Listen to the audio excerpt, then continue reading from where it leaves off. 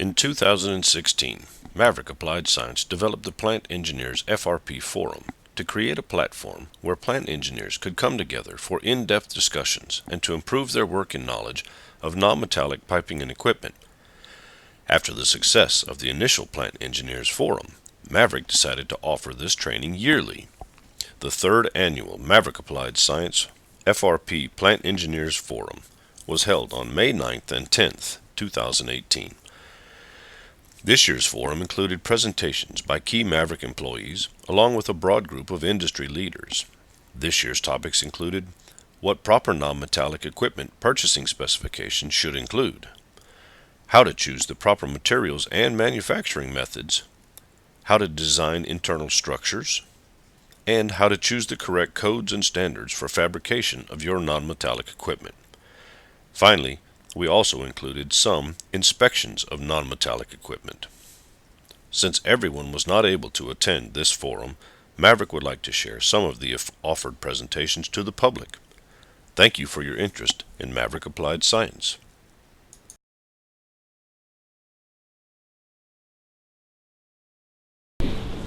So briefly, I'm going to cover the chlorine process, a little bit of what's involved there, the typical corrosive environments that we see, and the environments where FRP is going to be a good choice.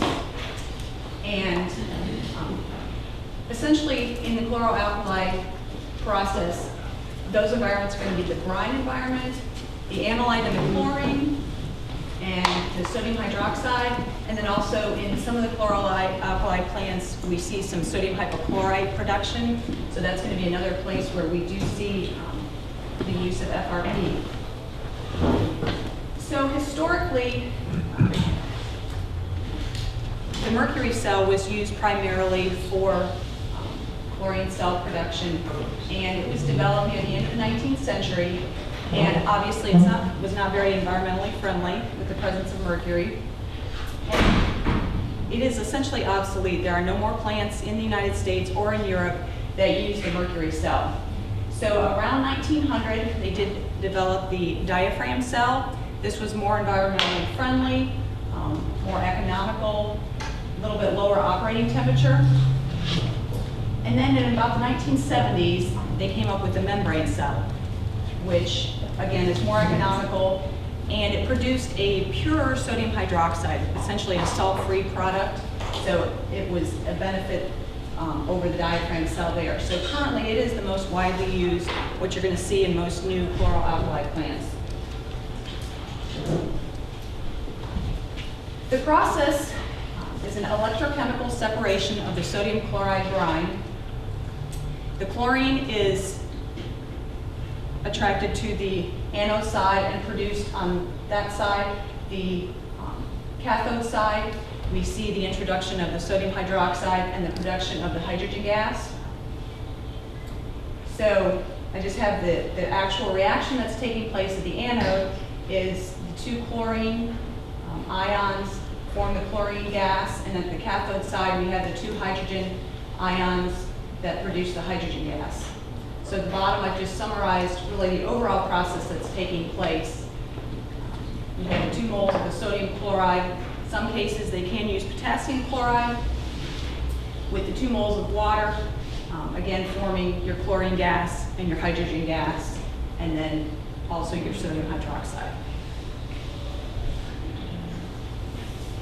This is just a overall view of what's taking place.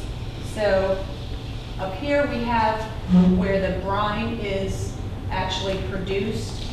We have the precipitator, the filtration, the purification. Then enters the electrolytic cell where we have the electrochemical separation that I was describing before, production of the hydrogen gas, and then also your chlorine gas, which is going to go through cooling and drying processes. And then we have the recirculation of the sodium hydroxide here, and eventually the production of the purified sodium hydroxide. This is a schematic I just wanted to show and just point out the different areas where we see the opportunity for FRP. Down here is your electrolytic cell. So here where you have the production of the chlorine gas, you're going to find an opportunity for FRP in the chlorine cell headers. Here we have the storage of the brine. That's also an excellent application for FRP. And then here is where they have the storage of the sodium hydroxide before it enters the cathode side of the cell. Where the sodium hydroxide is stored, we have moderate temperatures, so that's an excellent application for FRP, as well as the inlet. Now, where the more pure sodium hydroxide exits the cell, that's going to be a very high temperature, and generally that's going to be more of a dual laminate application, so not a pure FRP application. And then, as I mentioned, in some of the plants, they do have sodium hypochlorite production. So storage units for handling the sodium hypochlorite are also an excellent use for FRP.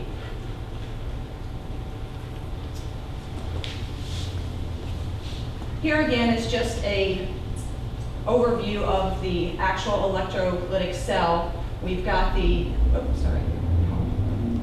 introduction of the brine into the anode side, where we have the ionic exchange and then the production of the chlorine gas. So you're going to have your cell headers up here. On the cathode side, we have the introduction of the sodium hydroxide. Again, FRP over here for storing your caustic soda. And then the production of the hydrogen gas. And again, the brine storage over here is one of the other areas that we have common use of the FRP.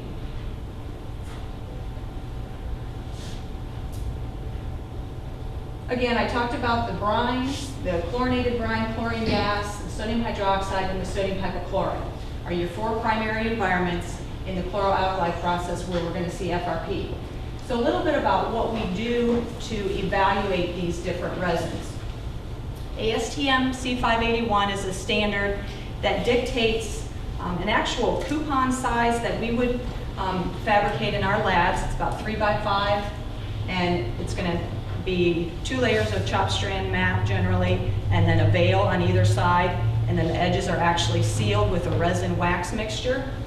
And then we take these coupons and actually immerse them in a chemical environment at a certain temperature, and we'll monitor this over a 1-year period. Generally, we look at the coupons at 1, 3, 6, and 12 months, and we're evaluating their physical strength, their physical retention with flex strength and flex modulus. And then we're also going to look at it visually. We'll look at the surface. Do we see blistering? Do we see wicking, cracking, color change? So we're going to record all of this information.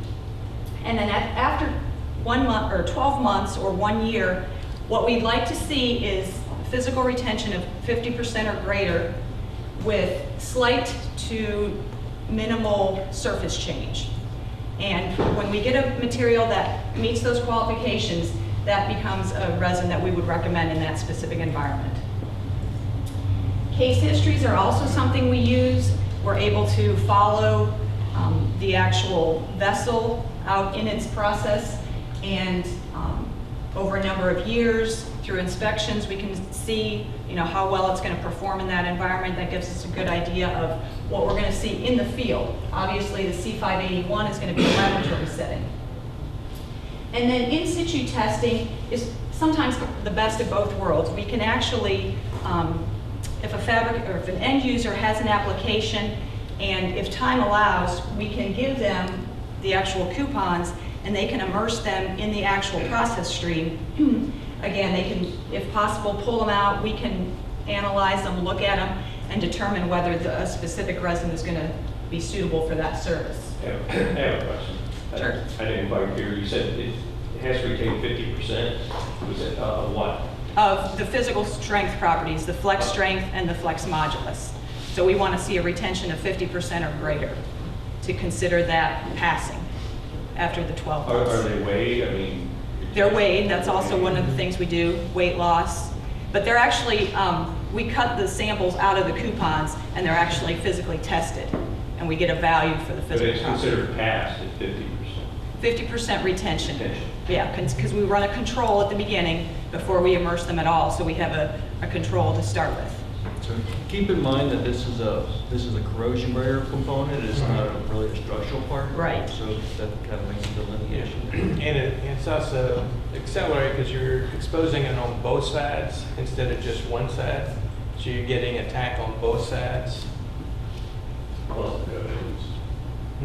Plus the cut ends.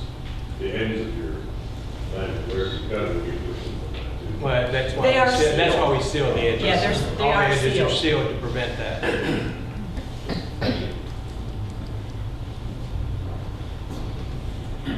So the brine environment is really an excellent choice for FRP.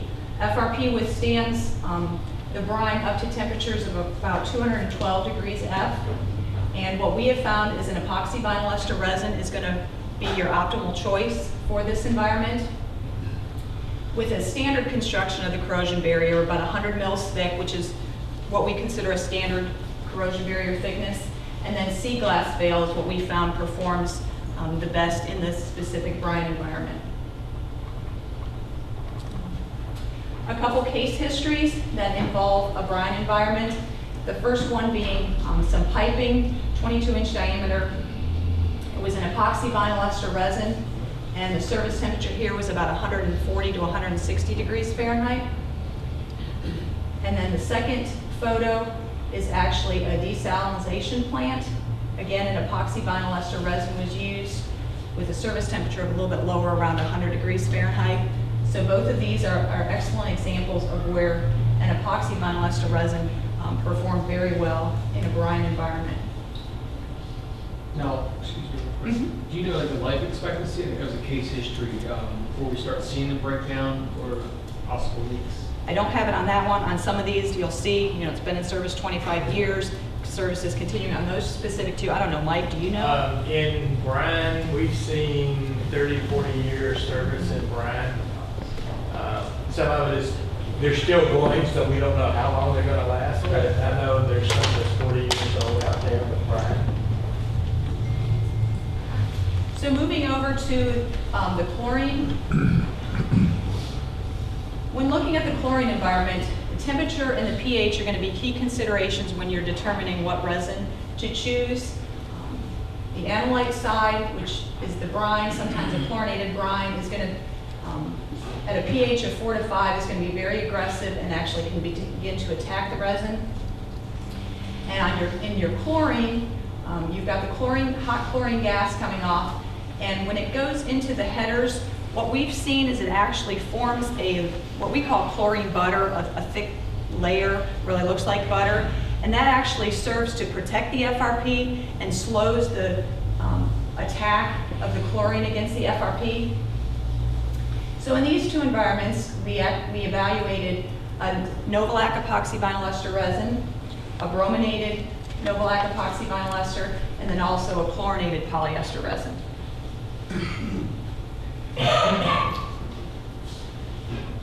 These were exposed, and we looked at them at the 3 and the 6 months, and specifically here we were evaluating the change in the thickness. And you can see for the Anolyte, there was a slight change in thickness for each of the types of resin, and then also in the chlorine gas, but it was not what I would consider significant. So when we look at both of these environments, the Anolyte solution and then also the chlorine gas, the Novolac epoxy vinyl ester resin performed the best.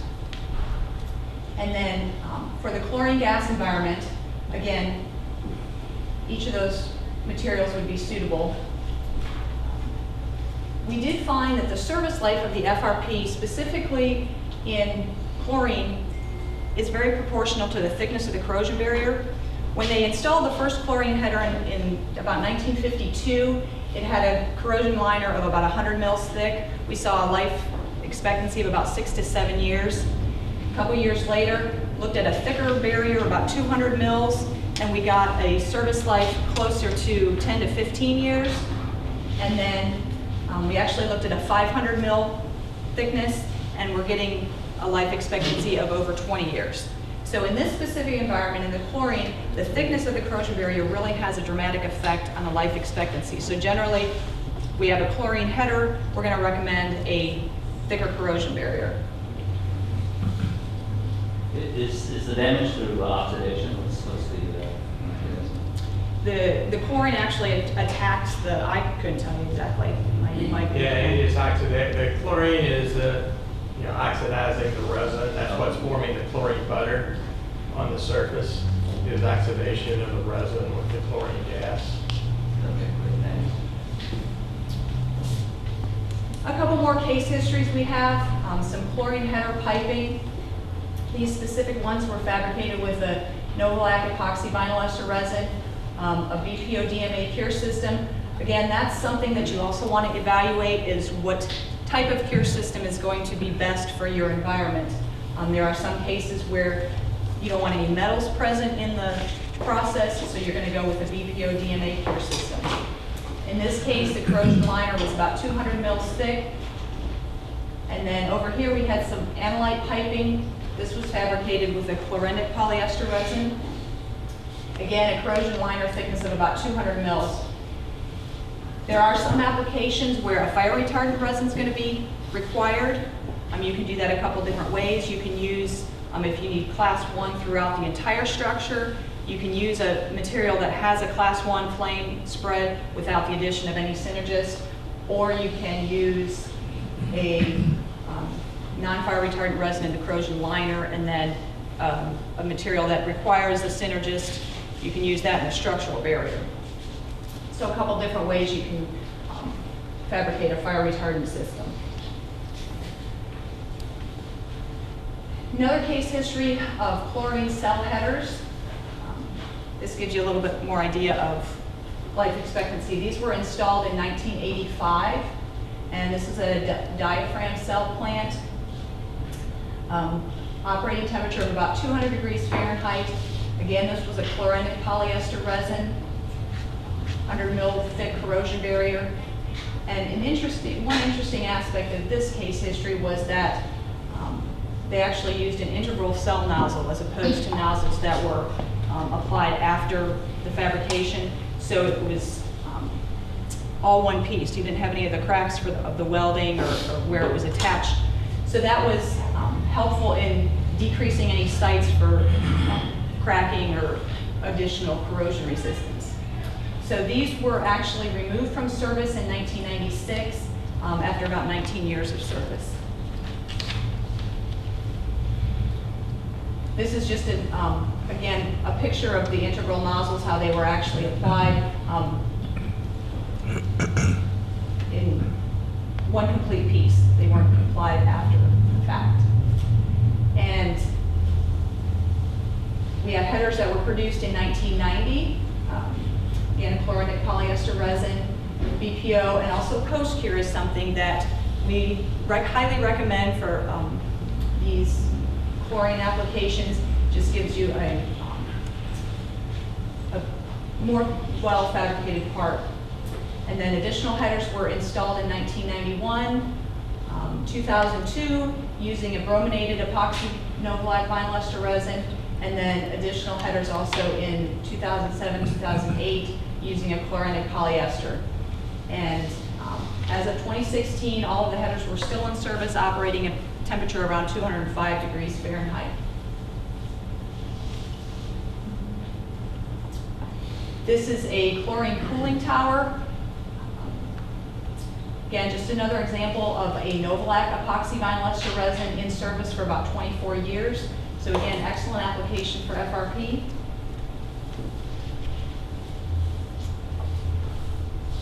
And then these cell headers were installed in a diaphragm plant in 1992. Again, an epoxy Nozzles vinyl ester resin with a BPO DMA cure system, post-cured. Corrosion barrier cure was about 300 mils synthetic veil with also 2 sea glass veils. Again, wet chlorine glass, very low pH, and as of 2002, still in excellent condition. They were removed shortly thereafter. I don't believe it was because they failed, they were just pulled out of service. Moving on to the sodium hydroxide environment. This is obviously a very strong base, and Through testing, we have determined that it attacks the sea glass veil. So when you have a sodium hydroxide environment, you're going to want to go with a synthetic veil or a carbon veil, again, depending on the application and which would work best. Through testing, we have determined that the 10 to 30% concentrations are your most aggressive. A lot of times we're going to assume that a higher concentration is worse. Sodium hydroxide is a little bit different. Those mid-range concentrations are really what we've found to be most aggressive towards FRP. So your resin of choice here is going to be a bisphenol A epoxy vinyl ester resin. And you want a resin here that's going to have a minimum styrene content of 42%. At the higher styrene contents, you actually have fewer ester sites and fewer sites for hydrolysis and attack by the sodium hydroxide. So specific to sodium hydroxide, you want the higher styrene content resins. As I talked about earlier, your corrosion barrier, you want a double ply of either synthetic veil or carbon veil. Again, you go to the higher temperatures, your carbon veil is going to give you a little bit better resistance. Standard thickness of 100 mils. And as I talked a little bit earlier, where you have the sodium hydroxide and the chlorine plants at a very high temperature, this is going to be an application that's excellent for a dual laminate as opposed to a straight FRP. The lower temperature where you're storing the sodium hydroxide, you can use the solid FRP. This is a sodium hydroxide storage plant. I believe this was actually a former Ashland Water Technologies plant in Houston, Texas, storing 50% sodium hydroxide at ambient temperature. A bisphenol A epoxy vinyl ester resin was used in this application. Two plies of the synthetic veil, and then a thickness of about 120 mils. And it was installed in 1993 and is still in service, requiring very little, if no maintenance, for those 25 years. And sodium hypochlorite. We see the formation of sodium hypochlorite with the reaction of chlorine and sodium hydroxide. Sodium hypochlorite can be very aggressive, especially when you get to those lower pH levels. So there are a couple things that you really want to control when you have a sodium hypochlorite environment.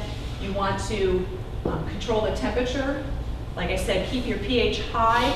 When you get down to a lower pH, we actually see the formation of hypochlorous acid, which is going to be more aggressive towards your FRP than your sodium hypochlorite.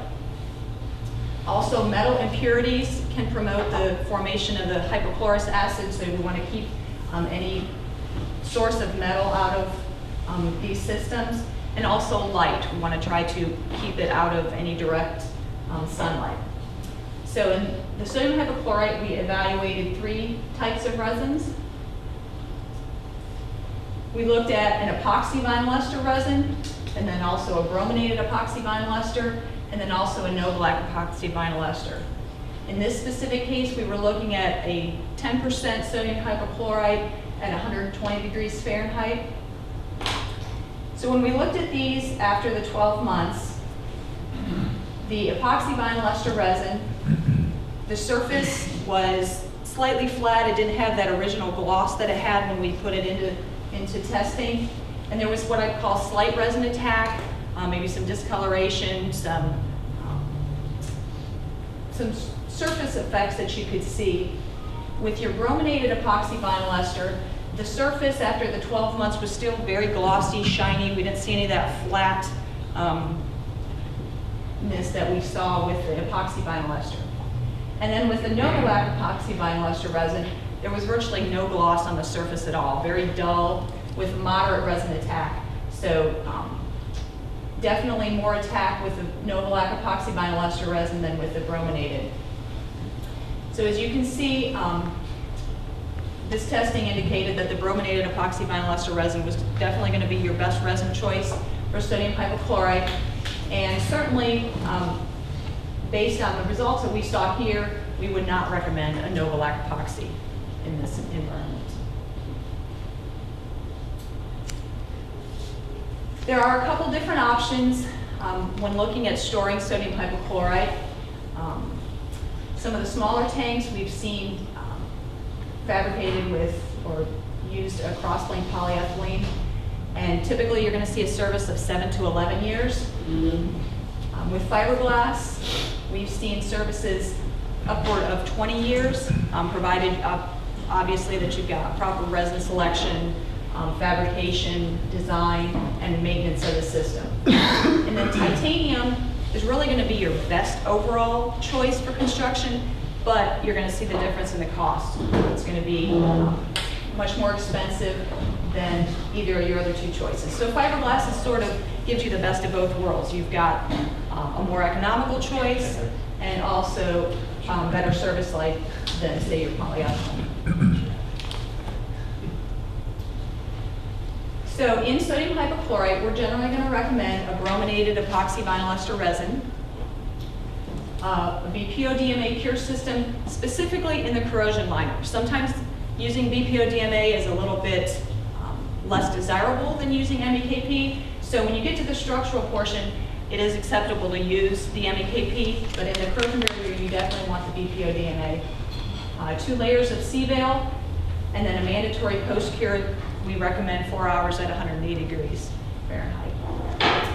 So if you get a properly designed tank, well fabricated, installed, you're going to see service life of upwards of 20 years in a stable sodium hypochlorite. Like I said, it's important that sodium hypochlorite is stable. We don't want to see any production of the hypochlorous acid. So in conclusion, vinyl esters are going to be a very good choice for several areas in chlor-alkali environments. It's going to be oftentimes more resistant to your acids and bases that you see in these environments, better than stainless steel, and oftentimes at a lower cost. Certainly in choosing FRP, as I said, the resin is going to be critical in what we choose, also the fabrication, promotion systems, a lot of different things to evaluate before you choose which resin to use. Our tech service, that's what we're here for. You know, don't be afraid to ask us questions. We've got, with Mike and a couple of the other guys, a lot of years of experience. So we're here to answer those questions for you and help you choose really the optimal resin. Hey, that's a compliment. That's a compliment. Choose the right resin for your applications.